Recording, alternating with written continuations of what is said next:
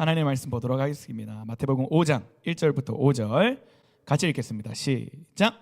예수께서 무리를 보시고 산에 올라가 앉으시니 제자들이 나아온지라 입을 열어 가르쳐 이르시되 심령이 가난한 자는 복이 있나니 천국이 그들의 것이미요 애통하는 자는 복이 있나니 그들이 위로를 받을 것이미요 온유한 자는 복이 있나니 그들이 땅을 기업으로 받을 것이며. 옆 사람에게 인사하겠습니다. 복이 있으라. 시작.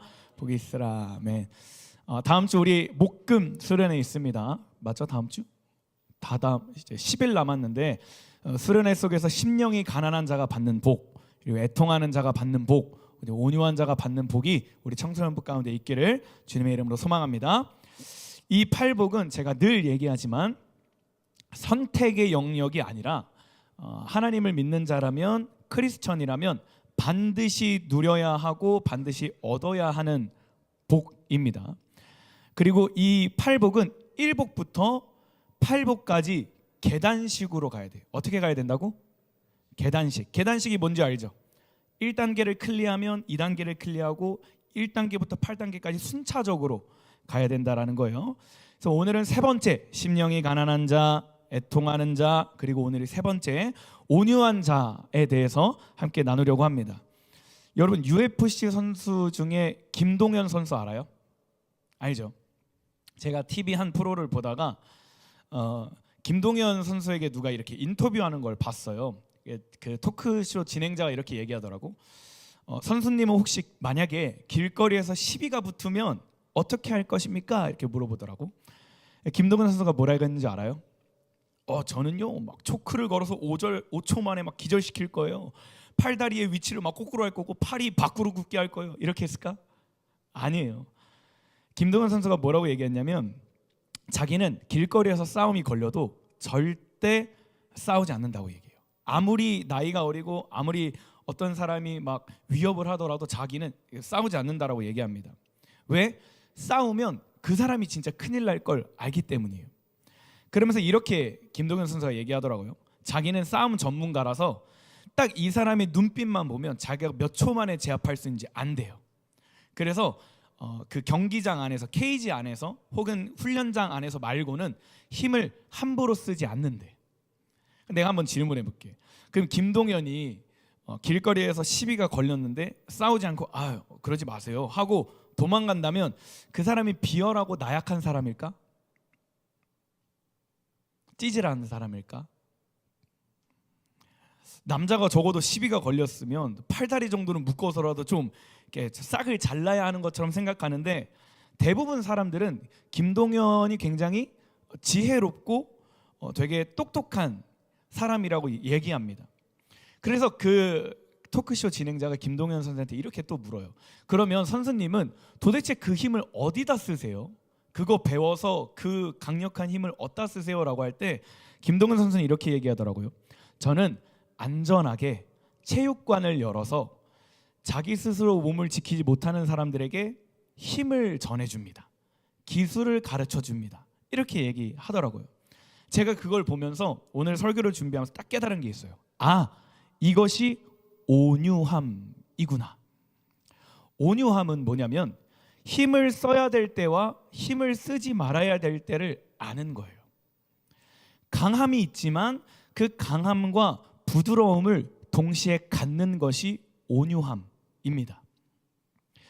오늘 본문을 보면 성경은 온유한 자가 되어야 땅을 기업으로 받는다라고 얘기했어요. 뭐가 먼저 되어야 된다고? 뭐가 되어야 된다고? 다시 뭐가 되어야 된다고요? 온유한 자가 되어야 땅을 기업으로 받는다. 뭐가 돼야 된다고? 온유한 자가 되어야 된다고. 이걸 이제 헬라어로 원어를 보면요, 마카리오스, 복이 있으라라는 단어가 먼저고, 그 다음에 너는 어떤 사람이 되어야 돼라는 정체성이 먼저 나오고, 이 정체성을 회복하면 너네는 이런 복을 얻게 돼라고 얘기해요. 그러니까 다시 쉽게 얘기하면 예수님께서 산상순, 산에서 가르치셨다라고 얘기했잖아요. 8가지 복을. 근데 여기서 메시지의 포인트는 뭐냐면 우리가 얻어야 되는 복에 대해서 집중하는 게 아니라 내가 어떤 사람이 되어야 하는지에 대해서 집중하라는 거예요. 내가 복에 대해서 집중하는 것이 아니라 어떤 사람이 되어야 하는지에 집중하면 이 복은 따라오게 된다라는 거예요. 좀 이해를 돕기 위해 제가 사진을 하나 준비했어요. 두 그루의 나무가 있습니다. 둘 다 똑같은 열매를 맺어요. 근데 A라는 사람은 와서 결과에 집중해요. 열매에. 근데 B라는 사람은 나무에 집중합니다. 이 두 사람의 결과가 어떻게 달라지냐? 다음 사진 보여주면 A라는 한 사람은 그 열매를 갖고 신나게 집으로 가서 가족들에게 딱 나눠줍니다. 사과를 예쁘게 탁탁탁탁탁 썰어서 다 나눠줘요. 근데 한 끼를 제대로 막 하하호호 웃으면서 보고 나니까 1시간 뒤에 사과가 없는 거야. 사과를 또 먹고 싶은데 사과가 없어요. 근데 반대로 이 나무에 집중한 사람, 정체성에 집중한 사람은 가족들에게 사과를 나눠줘도 사과가 또 나. 그 사과를 이웃에게 나눠줘도 사과가 또 나요. 제가 얘기하고 싶은 건 뭐냐면 우리는 결과, 복에 집중하는 게 아니라 정체성에 집중해야 돼요. 뭐에 집중하라고? 정체성. 그래서 예수님께서도 내가 너희에게 땅을 기업으로 줄 것인데 그것에 집중하는 게 아니라 어떤 사람이 되어야 된다고? 온유한 사람, 온유한 자가 되어야 된다라고 얘기하는 거예요. 제가 주찬이한테 자주 그리고 가끔씩 하는 말이 있어요. 주찬아, 너는 사역을 하기 위해선 반드시 사람이 되어야 돼. 그러니까 우리가 이렇게 뭔가 교회에서 헌신하고 사역하는 사람들을 보면 가끔씩 이런 생각이 들어요. 아, 내가 뭔가 사역을 해서 좋은 결실을 맺어야지. 뭔가 전도사님도 청소년부를 맡고 나서 우리 아이들이 막 40명, 50명이 늘어나고 여기서 막 예배자가 일어나지. 결과에만 집중하는 게 아니라 하나님이 이 팔복을 통해 저한테 그리고 우리 사역하는 헌신하는 친구들한테 가르쳐 주시는 건 뭐냐면 너네가 먼저 그리스도인으로서 회복되면 정체성을 붙들면 거기에 대한 하나님이 부어주시는 복은 자연스럽게 따라온다는 거예요. 내가 음악 연주를 열심히 해서 이 음악으로 사람들을 매료시켜야지, 이 어떤 내 헌신과 내 표정과 내 섬김으로 사람들을 감동시켜야지, 이게 아니라 내가 먼저 하나님으로 채워지고 내가 먼저 그 예배 가운데 빠져들어서 피아노 연주를 하고 기타를 치고 찬양을 하고 아이들을 인사를 하고 막 중보기도를 할 때 하나님이 그 정체성을 회복한 자에게 복을 주신다라는 거예요. 할렐루야. 저는 소망하기로는 여러분의 복에 집중하는 인생이 아니라 정체성, 어떤 사람이 되어야 하는가에 대한 정체성을 바로 회복하기를 주님의 이름으로 소망합니다. 다시 한 번 더 옆 사람에게 인사하겠습니다. 마카리오스, 시작. 아멘. 마카리오스, 복이 있으라는 뜻이에요. 자, 온유하다라는 이 단어에 오늘은 조금 집중하기를 원하는데 제가 지난주에 애통이라는 말을 엄청 열변을 토해서 35분을 설교했더라고요. 오늘은 지난주보다 적어요. 그래서 돌이켜 보니까 막 이렇게 우리 제자반, 중등 제자반 이렇게 예배 끝나고 가서 설빙을 먹었거든. 애들 물어봤어. 애들아, 오늘 설교 좀 기억나니? 그랬더니 애들이 이러는 거예요. 그래서 졸렸니? 그랬더니 그건 아니래. 어려웠니? 그랬더니 조금 어려웠대. 그래서 뭐가 어려웠어? 그랬더니 애통이 무슨 뜻인지 모르는 거야. 그 내가 위로가 헬라어로 뭐고 애통하는 자가 되어야 된다고 막 35분 동안 쏟아 부었는데 결국 너네들은 앉아서 애통? 뭐지? 무슨 단어지? 미안합니다, 우리 중등 애들. 애통은 슬퍼하며 통곡하다, 가슴 아파서 울부짖다라는 뜻을 갖고 있어요. 제가 오늘은 조금 더 친절하게 이 단어를 설명하려고 합니다. 온유하다라는 단어는 사진 하나 띄워줘. 사전적으로 국어 사전에 성격과 태도가 온화하고 부드럽다라는 뜻을 갖고 있어요. 사전적으로. 근데 성경이 말하는 온유의 의미는 완전히 달라요. 이 온유라는 단어를 헬라어로 보면요, 프라워스라는 단어입니다. 이거는 길들여진 힘, 통제받는 것, 통제되는 것을 뜻해요. 그리고 감정으로나 행동으로는 무언가와 친밀한 상태, 그리고 누군가를 대할 땐 굉장히 친절한 상태가 온유하다라는 거예요. 다시, 세상적인 사전적 의미는 어떤 온화하고 부드럽고 따뜻한 걸 얘기하지만 성경이 말하는 온유는 길들여진 힘. 뭐라고? 길들여진 힘. 하나 더, 통제되는 힘. 뭐라고요? 통제되는 힘, 이거예요. 그러니까 성경이 말하는 온유함은 내가 분명히 힘을 갖고 있지만 내가 어떤 것을 발휘할 수 있고 내 의지가 있고 내 감정이 있고 내가 뭔가를 선택하고 어떤 일을 해낼 수 있지만 내 의지적으로, 하지만 무언가에 의해서 내 힘을 쓰지 않는 거예요. 무언가에 의해서 길들여진 거예요. 마치 김동현 선수가 그냥 지나가는 사람들, 시비 걸린 사람들 주먹질해서 쓰러뜨릴 수 있지만 무언가에 의해 자기의 힘을 통제하고 무언가에 길들여져서 힘을 쓸 때 쓸 줄 알고 쓰지 않을 때 쓰지 않는 것처럼 말이에요. 갈라디아서 5장 22절 같이 읽겠습니다. 시작. 오직 성령의 열매는 사랑과 희락과 화평과 오래 참음과 자비와 양성과 충성과 온유와 절제니 이 같은 것을 금지할 법이 없느니라. 온유라는 단어와 절제라는 단어는 반드시 같이 가야 돼요. 우리가 길들여진 힘, 통제받는 것이라고 얘기했잖아. 그래서 성경도 똑같이 말하는 게 뭐냐면 이 온유라는 성품은 성령님이 주시는 힘인데 온유라는 것은 반드시 절제되는 것과 같이 가야 돼요. 세트예요. 그래서 절제가 없는 온유는 진정한 온유가 될 수 없습니다. 제가 재밌는 얘기 하나 해줄게요. 이거 아마 여러분 나이대에 이거를 아는 사람 아마 거의 없을 거예요. 거의 없을 거예요. 학교 가서 여러분 한번 아는 척 한번 해봐요. 굉장히 똑똑하다는 말 들을 겁니다. 온유라는 단어가 우리가 헬라어로 프라워스라는 단어라고 얘기했잖아, 그죠? 근데 이 단어의 기원이 말에서부터 왔어요. 근데 이 말이 이 토크가 아니라 히힝 하는 홀스, 이 말에 대해서 유래됐습니다. 그러니까 어떤 한 말을 끄는 사람이 야생마, 그러니까 거침없고 난폭하고 힘을 막 발휘하는 말을 훈련시키고 그 주인의 손에 길들이는 그 과정이 프라우스라는 단어예요. 말을 훈련하고 말을 길들이고 통제되는 그 과정을 원래는 헬라어로 프라우스라는 단어인데 이 단어에서 갖고 온 단어가 프라워스예요.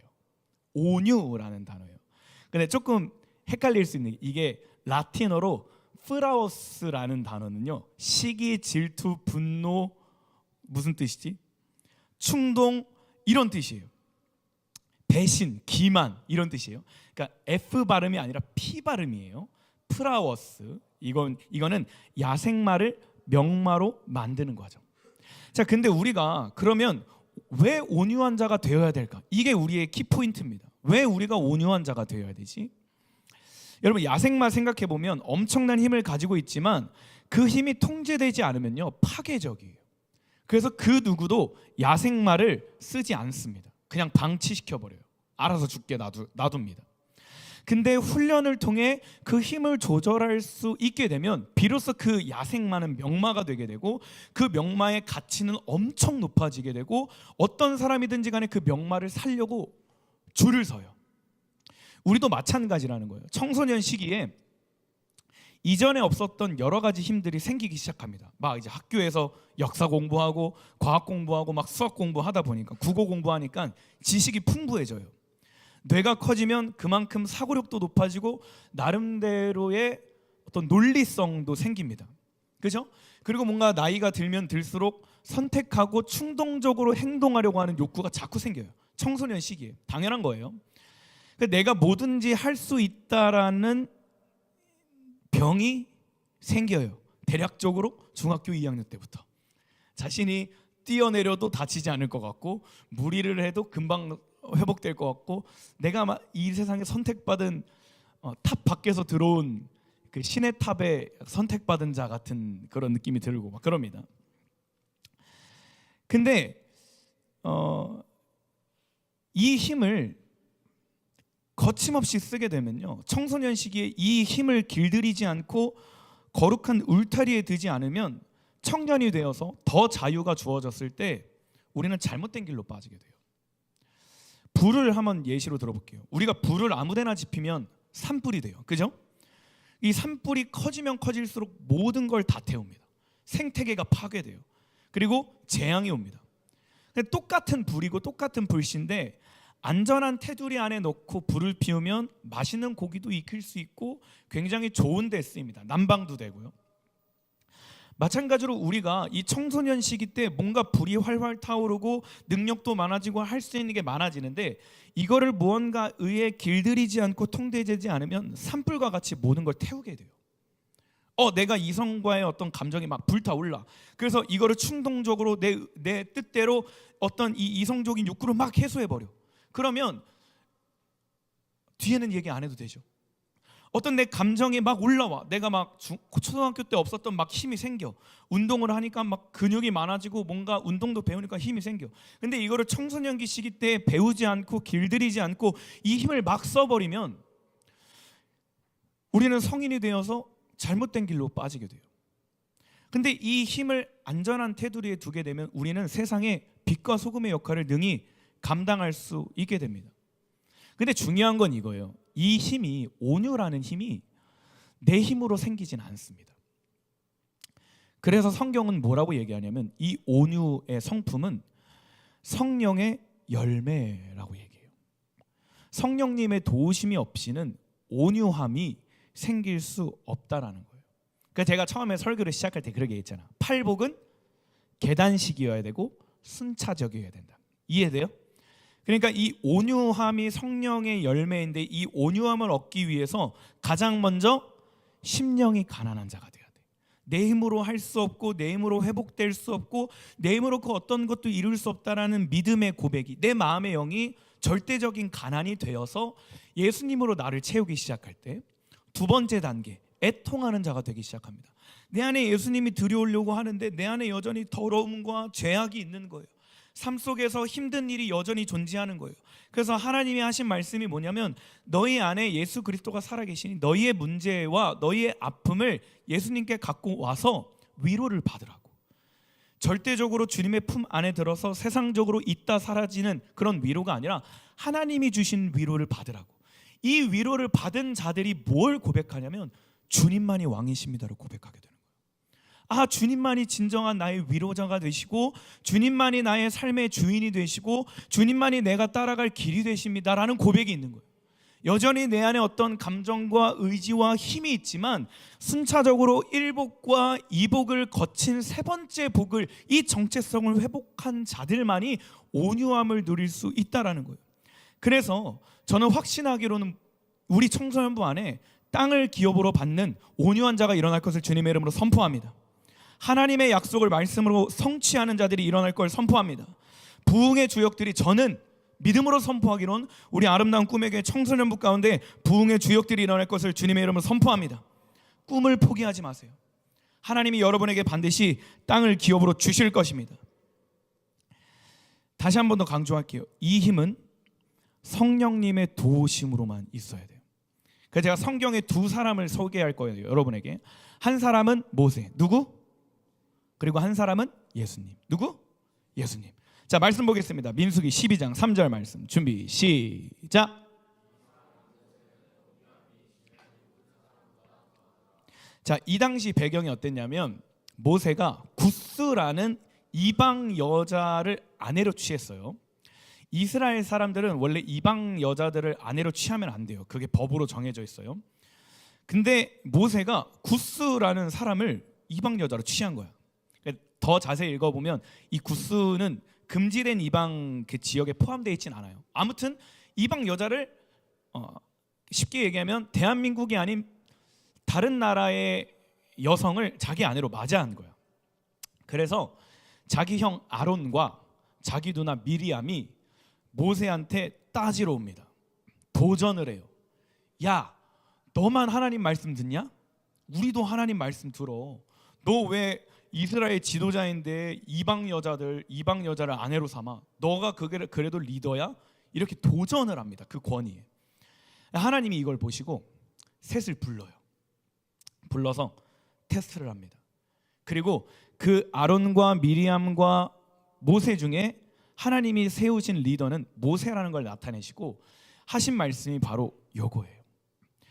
모세는 온유함이 지면의 모든 사람들보다 더하더라. 근데 재미있는 사건이 이겁니다. 하나님이 이렇게 셋을 이렇게 딱딱딱딱 세워서 내가 세운 건 모세야 라고 딱 했을 때 어떤 일이 일어나냐면 누나 미리암에게 문둥병이 생겨요. 이스라엘이 굉장히 이렇게 더럽게 여기고 가까이에서는 안 되는, 치유될 수 없는 병이 모세의 누나 미리암에게 생깁니다. 우리 같은 경우에 이렇게 생각하잖아. 아, 우리 누나가 나한테 까불어가지고 하나님이 우리 미리암한테 병 줬네, 벌 줬네, 아우 꼴 좋다, 잘 됐다, 이렇게 생각할 수 있잖아. 예를 들어 눈에 띄어가지고 미안해요, 혜성이가 혜림한테 까불었어. 그래서 승장로님이 혜성이를 불러서 회초리를 딱 쳤어. 혜성이 종아리를 보니까 부어올랐어. 그러면 우리 같은 경우에, 혜림이는 안 그러겠지만 우리 같은 경우에 아유 이혜성 잘됐다, 잘됐어, 누나한테 까불더니 기어오르더니 아빠한테 그럴 줄 알았다, 이렇게 생각하기 쉽잖아, 그죠? 근데 모세가 뭐라고 얘기하냐면 하나님, 우리 누나의 병을 고쳐주세요, 우리 누나를 용서해 주세요 라고 얘기를 해요. 또 하나 사건을 보면 말씀 한 번 더 볼게요. 12장 13절 말씀 시작. 모세가 여호와께 부르짖었습니다. 하나님, 미리암을 고쳐주세요. 이게 모세의 마음이었다는 거예요. 또 하나 출애굽기 32장을 보면요, 모세가 이제 시내산에 올라가서 하나님께서 40일과 함께 보내면서 율법을 10계명을 받아요. 근데 이거를 받고 내려오는데 밑에서 막 소리 지르고 노래 부르고 막 신나는 게 있는 거야. 모세가 보니까 이스라엘 사람들이 황금소를 만들어서 거기서 우상을 섬기고 있네. 모세가 거기서 분노가 일어나가지고 10계명을 바닥에 던져요. 깨트립니다. 근데 그러고 나서 막 레위인들 불러가지고 막 서로 어떻게 해라 라고 했는데, 우리 같은 경우에는 아유 잘됐다, 속 시원하다, 저렇게 나 리더 한 명 없다고 바로 뒤돌아서서 우상 섬기는 애들 필요 없어, 쟤네는 가나안 땅 갈 자격도 없어, 이럴 수도 있는데, 모세는 뭐라고 기도하냐면 출애굽기 32장 31절 남은 사람들에게 이렇게 기도합니다. 하나님께 같이 읽을까요? 시작. 모세가 여호와께로 다시 나아가 여짜오되 슬프도소이다, 이 백성이 자기들을 위하여 금신을 만들어 싸우니 큰 죄를 범하였나이다. 그러나 이제 그들의 죄를 사하시옵소서. 그렇지 아니하시오면 원하건대 주께서 기록하신 책에서 내 이름을 지워버려 주시옵소서. 이게 모세가 그냥 형식적으로 이렇게 기도한 게 아니에요. 모세는 방금 전까지 시내산에서 하나님과 대화하고 온 사람이고, 그 돌판에 하나님이 직접 글씨를 써주는 걸 경험한 사람이에요. 하나님께 기도하면 하나님이 이 일을 진짜 행하실 줄 알아요. 그럼 모세가 이 내용을 기도하고, 하나님 저들의 죄를 사하여 주세요, 그렇지 아니하면 제 이름을 생명책에서 제거해 주세요 라고 기도할 때, 이렇게 하면 하나님이 좋아하시겠지 라고 기도한 게 아니라는 거예요. 진짜 자신의 이름이 하나님의 생명책에 지워질 만큼 이스라엘 사람들을 불쌍히 여기고 이스라엘 사람들을 안타까워 여기고 이들의 죄를 하나님이 용서하시길 바라셨다라는 거예요. 우리 같았으면 에라이 저리 가버려, 너네 필요 없어 라고 할 수 있는데, 모세는 그렇게 하지 않았다고. 반대로 생각해봐요. 모세가 하나님께 기도하면 그 당시에 모세의 뜻이 하나님이 거의 다 이루어 주셨어요. 그럼 모세가 이렇게 기도할 수 있잖아. 하나님, 저 사람들 그냥 아예 싹을 제거해 주세요. 더 이상 잡초가 나지 않도록 이거를 다 그냥 제거해 주세요 라고 기도할 수 있잖아요, 그죠? 그렇게 기도할 수 있는 하나님과의 친밀함이 있잖아, 힘이 있잖아, 리더로서의 권위가 있잖아. 근데 모세는 그 힘을 발휘하지 않는 거예요. 그들을 중보하는데 모세가 쓰임받은 거예요. 이게 성경이 말하고 있는 모세의 온유함이고, 성경이 말하고 있는 온유함, 프라워스라는 단어예요. 또 한 사람을 보겠습니다. 우리가 너무나 잘 아는, 우리가 너무나 사랑하는 분이에요. 예수님입니다. 마태복음 11장 29절 시작. 나는 마음이 온유하고 겸손하니 나의 멍에를 메고 내게 배우라. 그리하면 너희 마음이 쉼을 얻으니. 예수님이 자기가 어떠하다고 얘기하세요? 온유하다고 얘기해요. 여러분, 예수님은 온유함 그 자체입니다. 생각해봐요. 예수님은 물을 포도주로 바꾸는 분이에요. 그죠? 예수님은 병든 자 불치병을 말 한마디로 고치시는 분이에요. 그죠? 예수님은 죽은 자를 살리시는 분이에요. 그죠?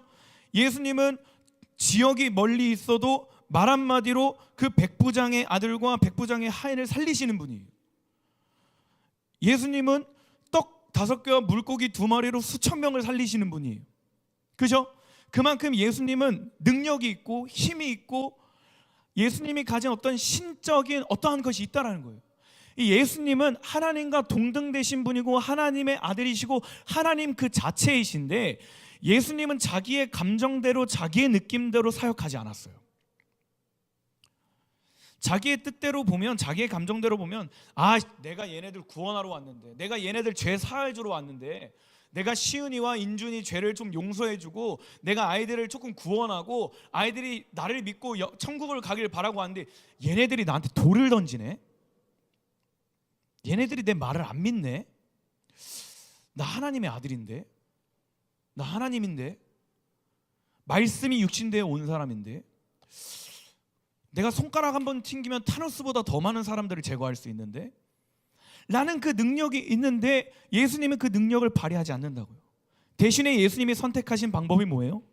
십자가를 지신 거예요.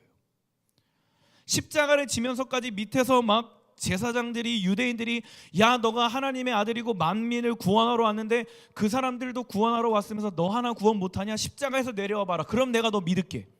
막 침 뱉고 예수님 막 옷 어떻게든 자기들이 막 조롱하려고 십자가 지기 전에 가시 면류관 쓰면서 어이구 이스라엘의 왕이시여, 막 자주 세고 미시면서 어이구 이스라엘을 구원하실 평화의 왕이시여 막 조롱하는데 예수님은 그거를 반박하지 않는다고요.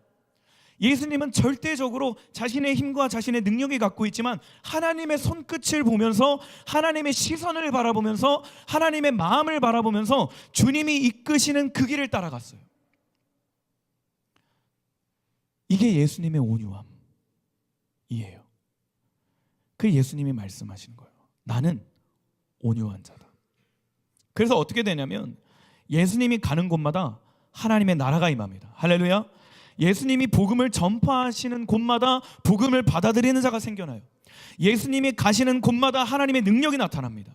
예수님이 계시는 곳마다 천국 소망에 가야 될 천국이 아니라 이 땅에 임할 천국이 실제가 되고 그런 어떤 기사와 표적이 일어나고 그런 예표가 일어나는 거예요. 예수님이 계시는 곳마다 부활이 실제가 되고 그것이 증거가 되고 그것이 노래가 되고 예배가 되는 것입니다. 그분은 십자가를 지면서까지 화를 내지 않아요. 이게 예수님의 온유예요. 하나님의 뜻에 나의 뜻을 복종시키는 것. 따라합시다. 하나님의 뜻에 나의 뜻을 복종시키는 것이 온유다. 다시 한번 더. 하나님의 마음에 나의 마음을 동기화시키는 것이 온유다. 할렐루야. 이해되지 않지만, 아직 감정이 올라오지만, 내 안에 의지가 있고 이거를 당장 해결할 수 있는 힘이 있지만 하나님의 말씀 앞에 우리는 순복해야 돼요. 왜? 그분은 선하시기 때문에. 할렐루야. 그분은 신실하시기 때문입니다. 온유함은 내 눈으로 내 상황을 해석하고 바라보는 게 아니라 이제는 하나님의 말씀으로, 하나님의 마음으로 사람을 바라보고 나를 바라보고 세상을 바라보고 이웃을 돌아보는 거예요. 이해되지 않고 납득되지 않고 용서되지 않지만 온유함을 지닌다는 건 뭐냐면 예수 그리스도께서 짊어지신 그 십자가의 마음을 붙들고 긍휼하신 마음을 붙들고 내가 저 사람을 미워할 수 있고 해코지할 수 있고 어떤 도둑질을 할 수 있고 뭔가를 죄를 범할 수 있지만 그거를 철저하게 하나님 말씀 앞에 순종하는 거예요. 이게 온유라는 겁니다. 자, 그럼 마지막으로 우리가 온유한 자가 되기 위해서 여러분의 삶 가운데 2가지를 꼭 점검하셔야 돼요.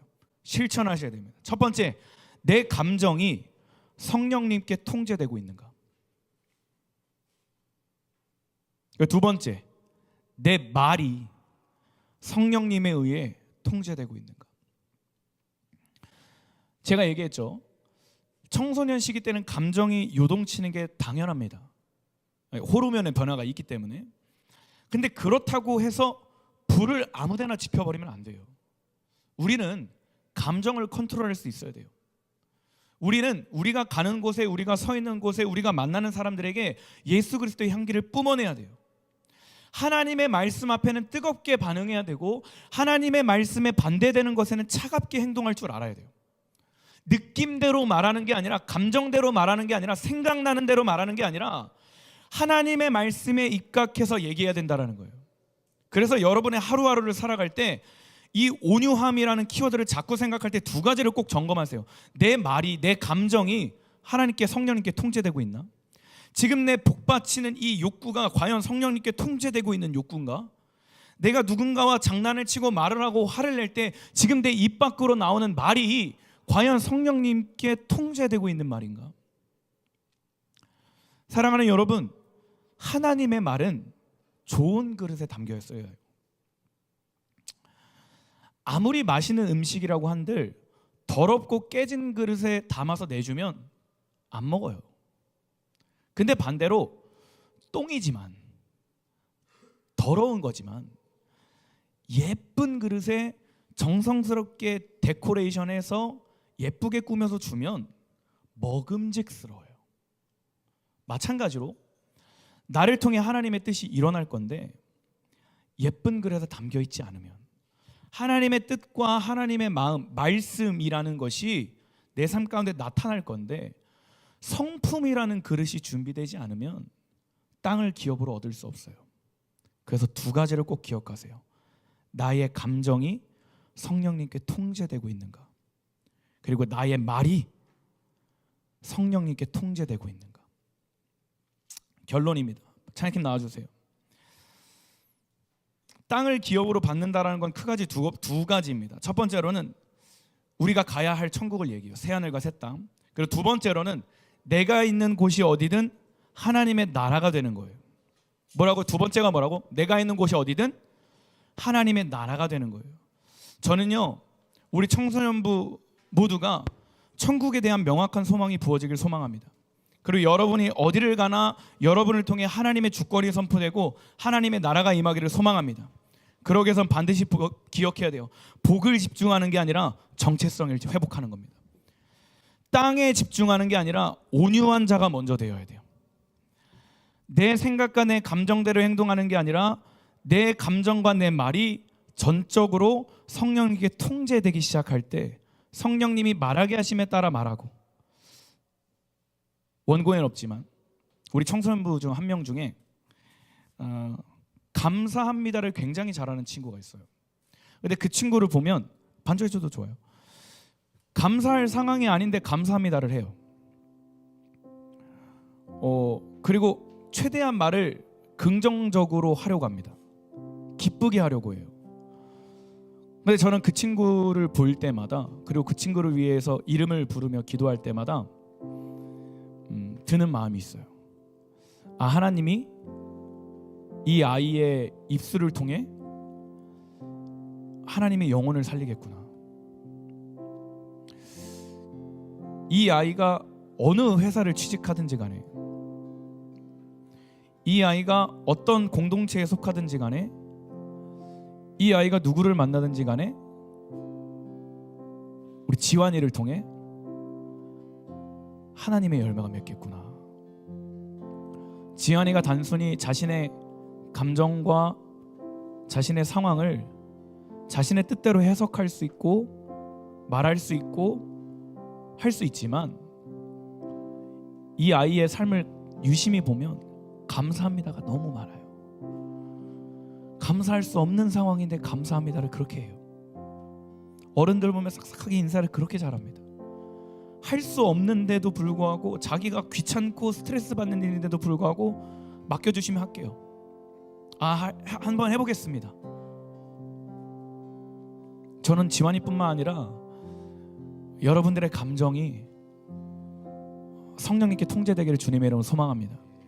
그리고 우리 여러분의 입술이 성령님에 의해 통제되어 여러분이 가는 곳에 하나님이 정하신 그 영혼들, 하나님이 택한 영혼들이 주님께 돌아올 수 있기를 주님의 이름으로 소망합니다.